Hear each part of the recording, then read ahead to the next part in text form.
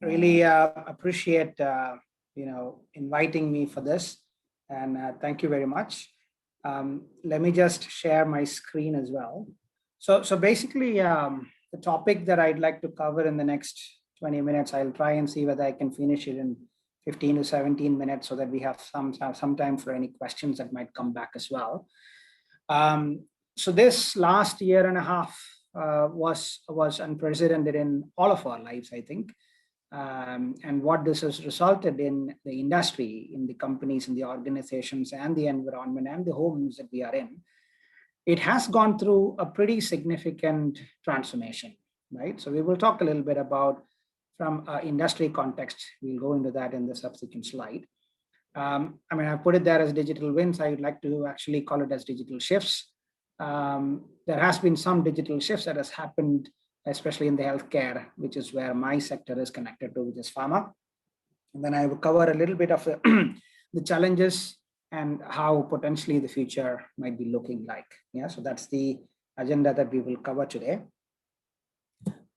So yeah, transformation, basically, there is a standing joke, as everybody knows, who has led the digital transformation, or at least created the momentum for the digital transformation in a lot of the organizations, whether it is any of the CXOs, and the answer is COVID-19, right? So this is the biggest impact that the pandemic has had, in spite of all the difficulties that all of us have been going through over the past many months. This is one good thing that the pandemic has done. There have been a lot of fence sitters. There have been a lot of difficult conversations that IT professionals have been having in the past in terms of adoption of digital mechanisms, technologies to transform the way we execute our processes in business. So, essentially what excuse me, I'm just going to take some water. So COVID-19 pandemic basically has had a significant impact on the way we interact within the organization, on the way that we interact with our customers, with our partners, with our vendors, right? So essentially that has resulted in acceleration of the digital journey that we have been on. So this is evident in any area of the organization that you look at, any interaction that you're looking at from an external ecosystem point of view as well.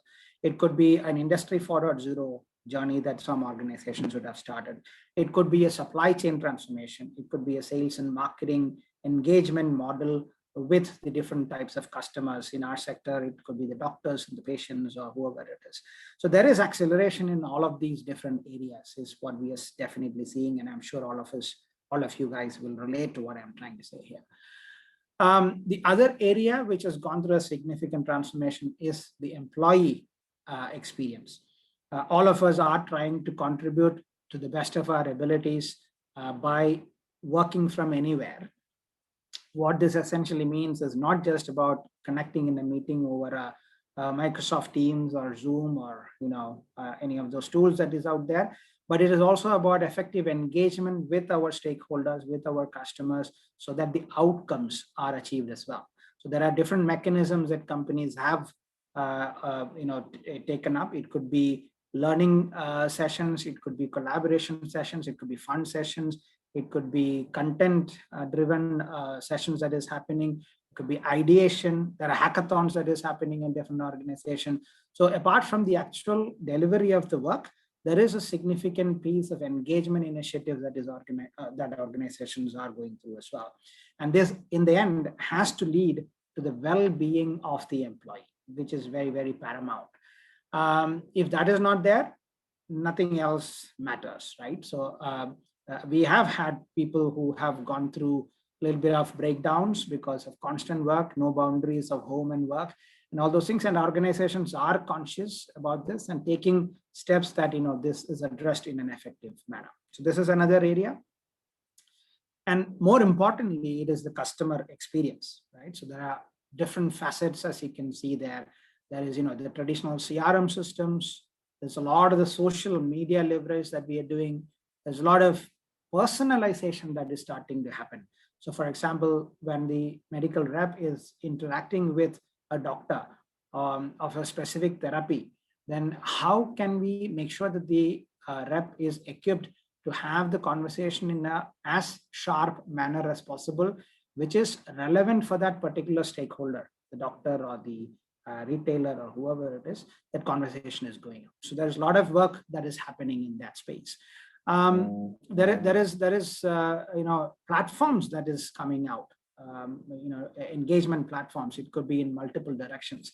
This could be not just in the form of exchanging information or gathering orders. It could also be in the form of facilitating things like telemedicine, teleconsultation, and also follow-through sessions and the like.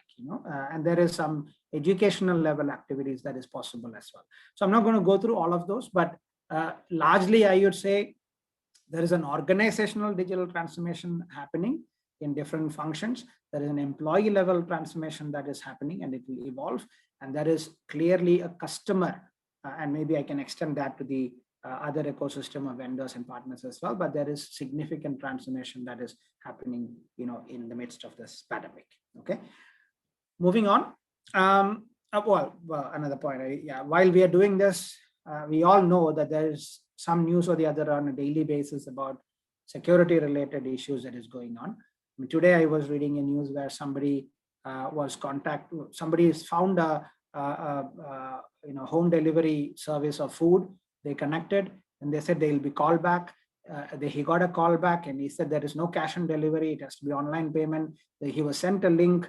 The guy clicked on the link. It downloaded a software which can capture the OTP, and the money was gone.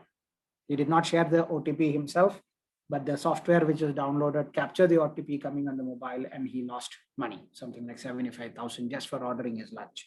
So we all have to be very, very careful in our personal life as well as our corporate life to make sure that whatever we do, digital means there is an inherent risk, and hence it has to be taken very, very seriously. No more creating something overnight and deploying. Go through this due diligence very, very effectively. Okay. Now, as I said, digital shifts. So one of the biggest shifts that we talked about is the healthcare delivery itself.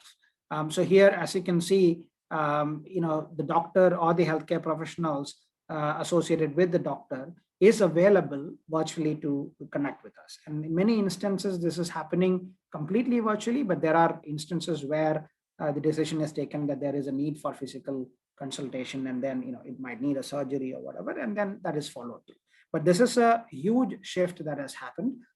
We all know that it is not an easy thing in terms of the achievement, because there has been a certain way of working. There has been a certain comfort with doctors and healthcare professionals in how they were delivering the services. And again, necessity is the mother of invention here. So this shift has happened, and it is there to stay even post-pandemic. So there is a huge shift happening across the different stakeholders, as you can see there, whether it is a patient, whether it's a professional, whether it's organizations or the government and the policy makers. So I mean, some of the clear areas which is there is activities that is really hot is from a patient point of view, the front end that is being given to the patient, whether it is for consulting, whether it is for buying medicine, whether it is for learning, whether it is for self-diagnosis. There is medical record storing possibility that is starting to evolve. A lot of services are coming up. So this is clearly an area which is very, very hot. And this is from an industry point of view, this is going to go through a significant growth, I think. And there is, as we discussed, telehealth consultation, huge. There is networking and connecting with peers that is going on in terms of, it could be a medical education, it could be webinars, it could be discussions, it could be big conferences. All those things are happening now virtually. And there is a learning process associated with that. And as I mentioned, there are connected health platforms as well. There are other things also happening there, which as you can see there. And when it comes to the organizations and policymakers, also there is a lot of things happening in terms of predicting outbreaks or future risks, which might be out there. There's significant investment that governments and policymakers are putting in this space across the globe, and even in our country as well. So this is very interesting, very significant transformation opportunity that a lot of stakeholders can leverage, and probably for the benefit of the society as well as for the business. And from an organization point of view, as I mentioned, Industry 4.0 is a significant area which is picked up pretty nicely. And I think there is movement in each of these areas, in big data or analytics or system integration or cloud computing, a lot more advanced now, as opposed to probably an augmented reality. It's still nascent, but there is movement. Autonomous, robots, Internet of Things, cybersecurity is a cat and mouse game anyway. So I don't know whether it can ever become green, but we have to be on our toes as far as this is concerned on a constant basis. This is also supported by a lot of other technologies out there like RPA, blockchain, digital twins, collaborative tools, all those things. Yeah. So there is significant momentum that is happening here. And the interesting thing here is, traditionally, whenever we talk digital, we always meant reporting and dashboards, which is now moved on to leveraging advanced analytics, data science, artificial intelligence, machine learning, deep learning, RPA. And there are skills out there, people out there. There is still shortage, and hence there is significant demand for that, which is very important to understand for the people also probably attending here. It is not just about the technology. It is about the domain understanding. It is about applying the data science on that domain understanding so that the outcomes can be driven. I don't think there is, I think the boundary lines in terms of having the technical skill versus the domain skill as well has blurred. And both these parties have to come closer to each other. Data scientists who has a manufacturing experience or a sales and marketing experience is going to be a far more effective capability there compared to just the technical understanding. So this is a big shift that is happening in this space. But of course, there are challenges with this. There's still a lot of technical skill gaps. Data is a big issue there. Data sensitivity, data integrity, data leakage, a lot of issues there. A lot of work going on, a lot of R&D going on, a lot of partners working with us. And then when it comes to systems, the OT environment, the operational technology environment versus the IT systems, there is a lot of interoperability issues. How do we connect each other in a secure manner? Okay, this is again very important. So if you look at some of the OEM machines and instruments, the software side of these machines, the embedded systems which is out there, is not fully evolved. And hence there is a lot of effort that is needing to be put by us in coordination with the OEMs to make sure that this is done in an interoperable manner, but in a very secure manner. The IT OT integration is going to be a significant thing that needs to be taken care of. And there is tremendous data growth. So we hear terabytes of data that is coming into the lakes or the warehouses on a daily basis, which needs to be managed. So there is a cost impact, there is a handling capacity, there is skills. All those are after effect challenges because of that. So these needs to be handled, and the likes of the hyperscalers as well as other players has a significant role to play. And also the consulting organizations who bring the skills also has a role to play in here. So those are some of the big digital shifts happening as far as we're concerned. So what I would say is that in my company, for example, there are some interesting things that has been happening over the last couple of years, like Anya chatbot, which gives information about certain therapies. You can go into Facebook Messenger and look for Anya chatbot, and then chatting in different Indian languages, asking for information on specific diseases, and you will get responses. Yeah, to the extent of we are now looking at yield management. We are looking at augmented reality for maintenance activities, utility cost reductions, and all those things are happening, and I'm sure it's happening in many of your organizations as well. Now, if I move on to some of the big challenges in pharma, of course, safety first, as you can see there on the top left, and the data security, that remains huge. But most important in our sector is compliance.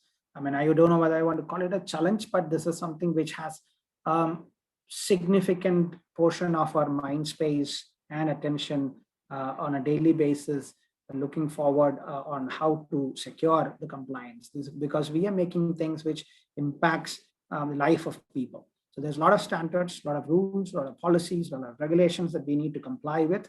And hence there is a lot of effort that goes into this space.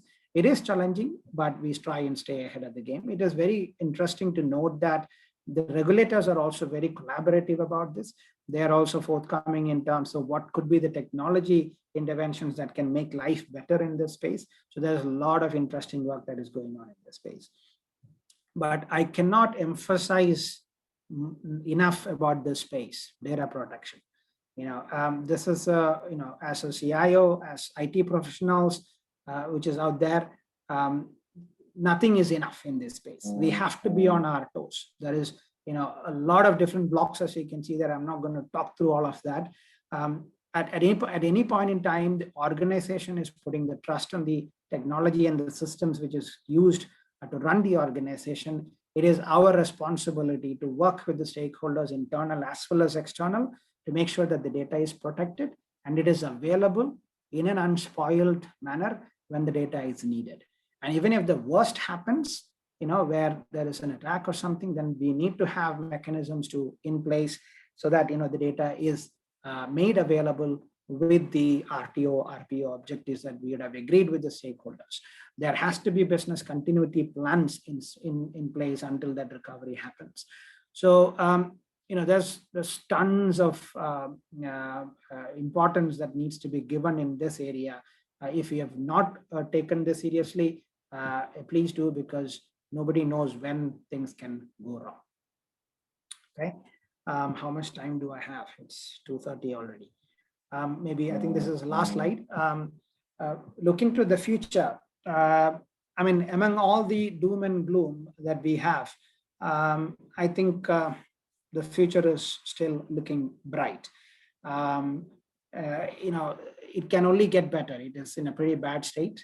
And what it has done, it has created a momentum in the digital transformation, which is going to, show us the path to that bright future.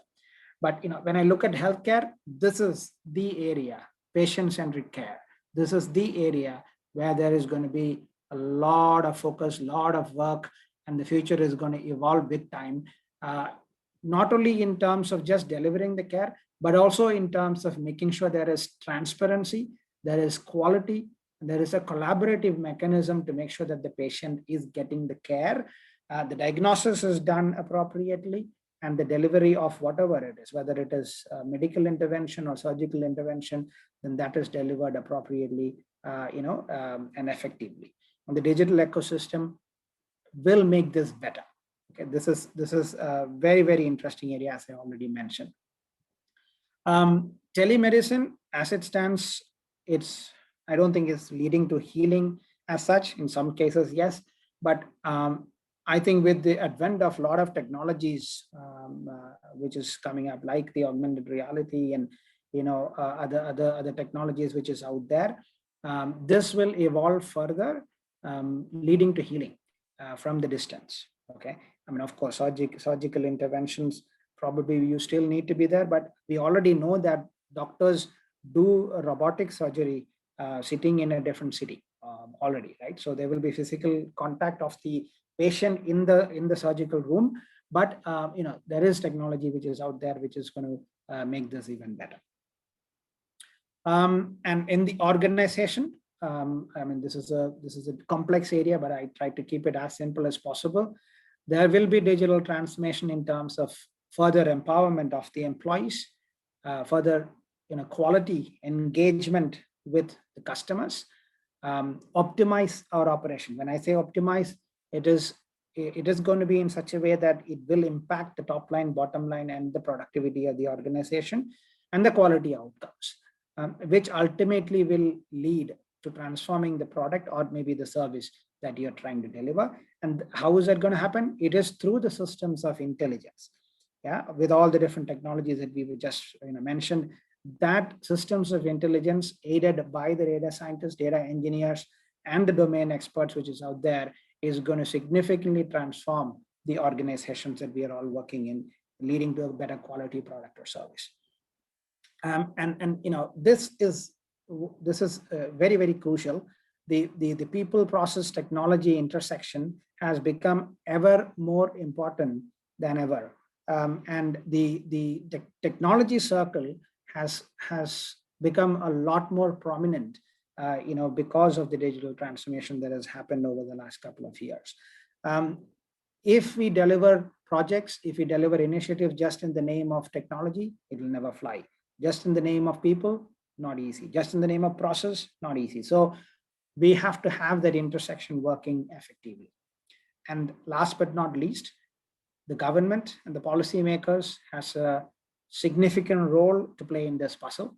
As we know, in India scenario, we have the you know, PLI 2.0, which is out, which is hopefully going to help us reduce the reliance of us as a market on API on foreign countries, and get back the glory that we used to have in this field before we moved on to doing something better in pharma. But this has to come back, and there is more to come in this space.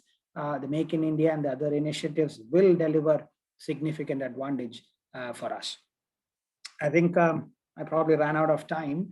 I would stop there and probably take any questions that you might have.